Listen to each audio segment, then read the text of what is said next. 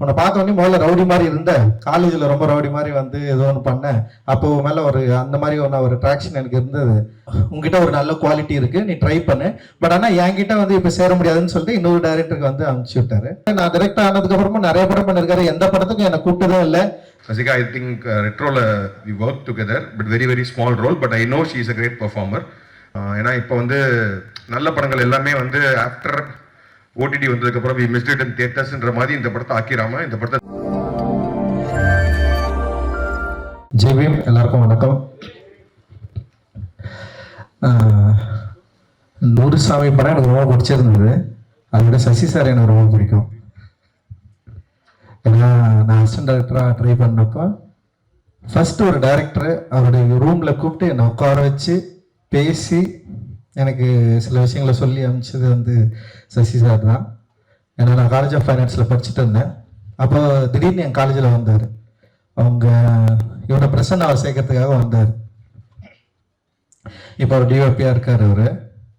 அப்போ வந்து நான் வந்து காலேஜில் கொஞ்சம் திமிராக அப்படியே சுற்றிட்டு இருந்தேன். ஸோ அப்படி இருக்கிறப்ப வந்து பிரின்ஸிபல் ரூம்லேயே கூட்டு போயிட்டு சாரை உட்கார வச்சு பிரின்ஸிபல் எல்லாம் மிரட்டுறேன். எனக்கு தெரிஞ்ச சாரு, எங்கள் சார் இவருக்கு சீட்டு கொடுத்தே ஆகணும் அப்படின்லாம் கேட்டேன் நான். ஸோ அதுக்கப்புறம் வந்து இதை வச்சு சார்கிட்ட வந்து அசிஸ்டன்ட் டைரக்டர் கேட்கறதுக்காக உங்களை மீட் பண்ணணும்னு கேட்டேன். அவரும் ஆஃபீஸ்க்கு வர சொன்னார். சரி, நான் ஆஃபீஸ் போனேன். என்னை கூப்பிட்டாரு, ரூமில் கூப்பிட்டு அவருக்கு முன்னாடி வந்து உட்கார வச்சு பேசினார். அப்புறம் ஒரு கேள்வி கேட்டார். எனக்கு அந்த கேள்விக்கு பதில் தெரில. என்னன்னா கலர் தான். நான் போட்டு இந்த டிஷர்ட்டோட கலர் என்ன கலர்னு கேட்டார். நான் ஒரு artist, college of finance. But ஆனால் அந்த கலர் டக்குன்னு வரல. ஒரு வெர்மலின் யூன்னு நினைக்கிறாரு. அப்புறம் நான் வந்து வெளியே வந்துட்டேன். சரி, அதுக்கப்புறம் வந்து இவன் யாரோ ஒரு பையன் வந்தான். சரி, என்னை வெளியே அனுப்பிச்சிட்டேன், நீ இப்போ வெளியே வெயிட் பண்ணினாரு. அப்புறம் கொஞ்ச நேரம் கழிச்சுட்டு நான் வந்து திரும்ப போனோடனே நான் சொல்லிட்டேன், இதான் அந்த க்ரீன் கலர், அது ஒரு மாதிரி வர்மல்யன் அப்படின்னு சொன்னோடனே வந்து ஓகே அப்படின்னு சொல்லிட்டு உங்ககிட்ட வந்து உன்னை பார்த்தோன்னே முதல்ல ரவுடி மாதிரி இருந்த, காலேஜில் ரொம்ப ரவுடி மாதிரி வந்து ஏதோ ஒன்று பண்ணேன். அப்போ மேலே அந்த மாதிரி ஒரு அட்ராக்ஷன் எனக்கு இருந்தது. அதுக்கப்புறம் நான் ஒரு கேள்வி கேட்டேன். அந்த கேள்விக்கு வந்து நீ பதில் தெரியல, ஆனால் தேடி வந்து சொல்லிட்டேன். ஸோ ஓகே, நீ வந்து உங்ககிட்ட ஒரு நல்ல குவாலிட்டி இருக்குது, நீ ட்ரை பண்ணு. பட் ஆனால் என்கிட்ட வந்து இப்போ சேர முடியாதுன்னு சொல்லிட்டு இன்னொரு டைரக்டருக்கு வந்து அனுப்பிச்சு விட்டாரு. பட் அதுவும் அங்கேயும் சேரல நான். பட் ஆனால் வந்து எனக்கு ஃபர்ஸ்ட் டைம் ஒரு டைரக்டரை மீட் பண்ணி என்னை வந்து பயங்கர பாசிட்டிவாக எமோட் பண்ணி அந்த அனுப்பிச்சது இருக்குல்ல, அது அசோக் பில்லர்கிட்ட தான் அந்த ஆஃபீஸ். ஐ திங்க் இப்போ வரைக்கும் அது வந்து எனக்கு ரொம்ப முக்கியமானதாக இருக்குது. இன்னைக்கு வரைக்கும் என்னை அசிஸ்டன்ட் டைரக்டர் யாராவது என்னை பார்க்க வராங்க, இல்லை என்கிட்ட வந்து ஜாயின் பண்ண வராங்க, இல்லை நான் அசிஸ்டன்ட் டைரக்டர் வேலை செய்கிறப்ப யாராவது ட்ரை பண்ணி வராங்கன்னா அவங்கக்கிட்ட எப்படி நான் அவங்க பேசி அவங்கள ரிசீவ் பண்ணுறது அப்படின்றது வந்து நான் இங்கிருந்து தான் ஸ்டார்ட் பண்ணேன். Thank you sir, thank you so much. இந்த படம் எனக்கு ரொம்ப பிடிச்சிருந்தது. நூறுசாமி எனக்கு என்ன சொல்கிறது, ரொம்ப இமோஷ்னலான ஆள் தான் நான். சின்ன சின்ன விஷயங்கள் கூட என்னை பயங்கரமாக எமோட் பண்ணிடும். நூறுசாமி படம் பார்க்குறப்போ நிறைய இடங்கள் எனக்கு வந்து பயங்கரமாக கனெக்ட் ஆச்சு. வந்து பயங்கரமாக நடிச்சிருந்தாங்க. எவ்ரி ஃப்ரேம் வந்து அந்த படத்தை பயங்கரமாக ஹோல்ட் பண்ணாங்க. அண்ட் அந்த அவங்க பசங்களாம் நடித்த பசங்களாக இருக்கட்டும், அப்புறம் எவ்ரி கேரக்டர் எல்லாமே நல்லா பண்ணாங்க. விஜய் ஆண்டனி சாரும் செம சூப்பராக பண்ணார். நிறைய விஷயம் இதில் வந்து ரொம்ப சூப்பராக இருந்தது. அண்டு கிராஃப்ட் வைஸ் எல்லாருமே செம சூப்பராக ஒர்க் பண்ணியிருந்தாங்க.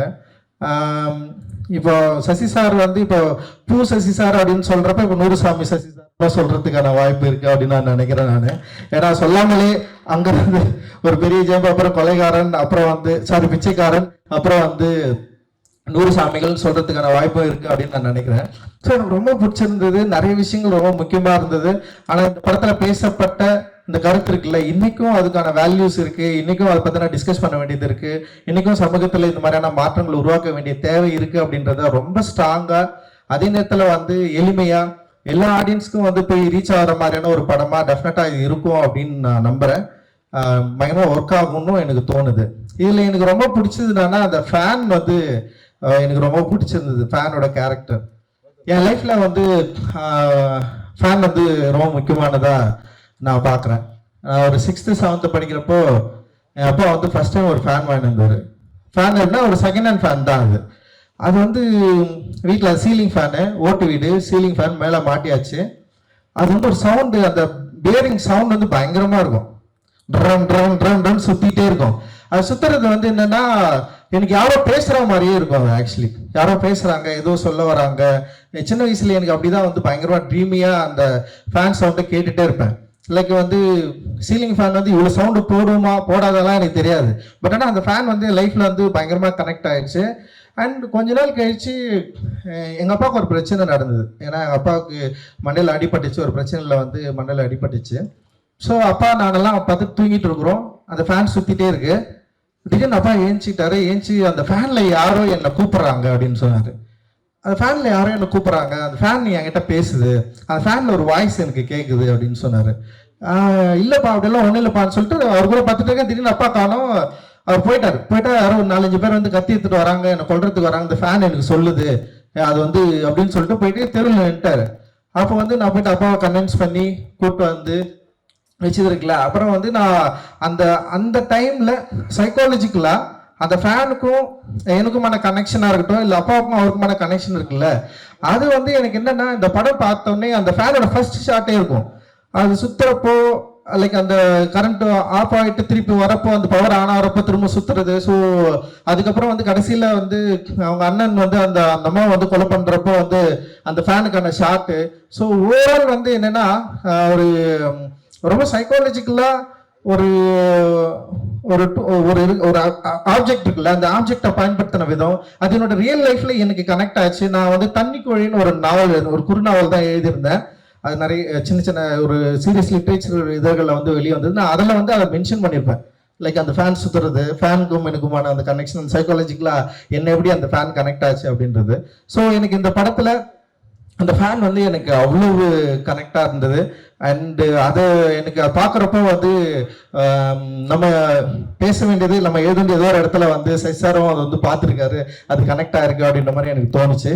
அண்ட் அந்த படத்தை அவர் கொண்டு வந்து சேர்க்கறதுக்காக அவர் போராடுற விதம், அந்த படம் வந்து பார்க்குறப்போ அவர் எல்லாரும் இன்வைட் பண்ணுறது, அப்புறம் வந்து அந்த படம் முடிஞ்சவொடனே வந்து ரிசீவ் பண்ணுறது. ஸோ இதெல்லாம் பார்க்குறப்போ இத்தனை ஆண்டுகள் கழித்துமே தன்னுடைய திரைப்படம் ஆடியன்ஸை போய் ரீச் ஆகுது, அது எந்த அளவுக்கு இருக்கணும்னு சொல்லிட்டு அவருடைய மெனக்கடல், இது எல்லாமே வந்து எனக்கு ஒரு பெரிய இன்ஸ்பைரிங்காக இருக்குது. அண்ட் தேங்க்யூ சார், ரொம்ப ரொம்ப சந்தோஷம். எனக்கு ரொம்ப ரொம்ப பிடிக்கும். நீங்க ஒரு பயங்கர இன்ஸ்பைரிங்கான ஒரு ஆள். ஏன்னா இவ்வளவு படம் பண்ணியிருக்காரு. நான் டைரக்டர் ஆனதுக்கு அப்புறமா நிறைய படம் பண்ணியிருக்காரு. எந்த படத்துக்கும் என்னை கூப்பிட்டதும் இல்லை, ஏதாவது படம் காரும் கூட கேட்டது கிடையாது. ஃபர்ஸ்ட் நூறுசாமிகளுக்கு மட்டும்தான் வந்து அவர் இன்வைட் பண்ணாரு. அதுக்கு ஒரு அர்த்தமா சொன்னார், இந்த படம் உனக்கு பிடிக்கும் நீ வா அப்படின்னு சொன்னாரு. And thank you sir, love you and thank you so much sir. Thank you. இந்த படத்தில் வச்ச எல்லாருக்குமே என்னுடைய நன்றிகள். ரொம்ப சூப்பரான படம், ரொம்ப முக்கியமான படம், நிச்சயமா மக்களுக்கு பிடிக்கும் அப்படின்னு நான் நம்புறேன். வாழ்த்துக்கள், நன்றி. Thank you very much. Ranjith sir, நிஜமா சொல்லி ஆகணும், நீங்க ரொம்ப சில படங்கள் மட்டும்தான் ரெவ்யூ கொடுத்துருக்கீங்க, அதுல 100 இருக்கிறது எங்களுக்கு ஒரு பெரிய பெருமை. கண்டிப்பாக இது மக்களுக்கு போய் சேரும் நம்பிக்கை இன்னும் அதிகமா இருக்கு.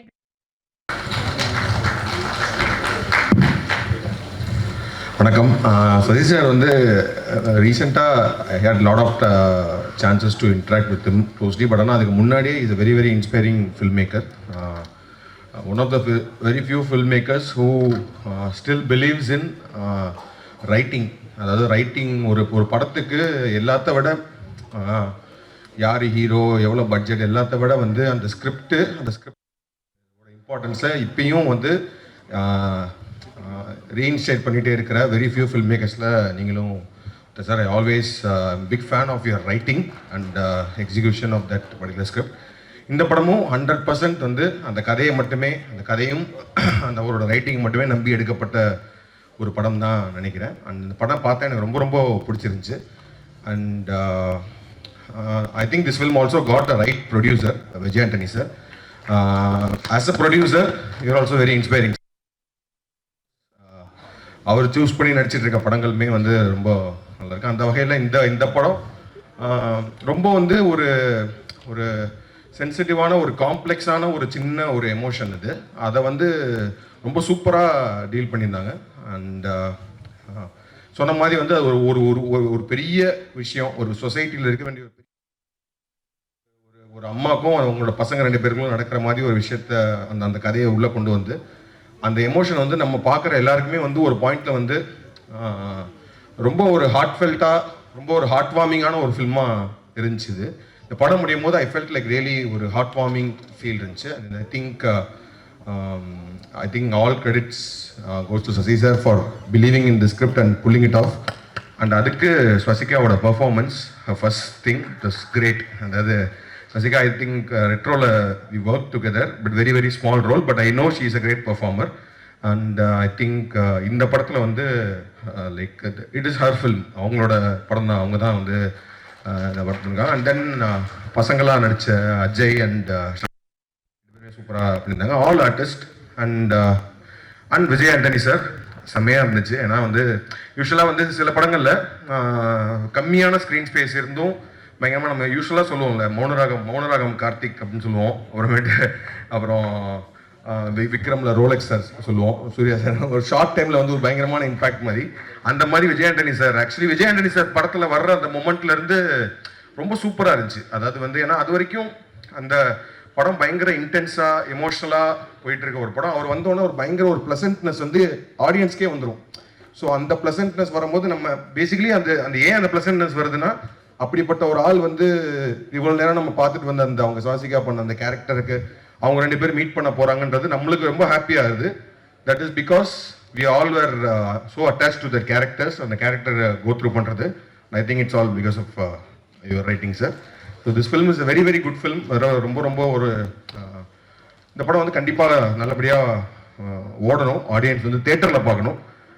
ஏன்னா இப்போ வந்து நல்ல படங்கள் எல்லாமே வந்து ஆஃப்டர் ஓடிடி வந்ததுக்கப்புறம் வி மிஸ்ட் இட் இன் தியேட்டர்ஸ்ன்ற மாதிரி இந்த படத்தை ஆக்கிராம இந்த படத்தை தேட்டர்லேயே மிகப்பெரிய ஹிட் ஆகணும் அப்படின்னு கேட்டுக்கிறேன்.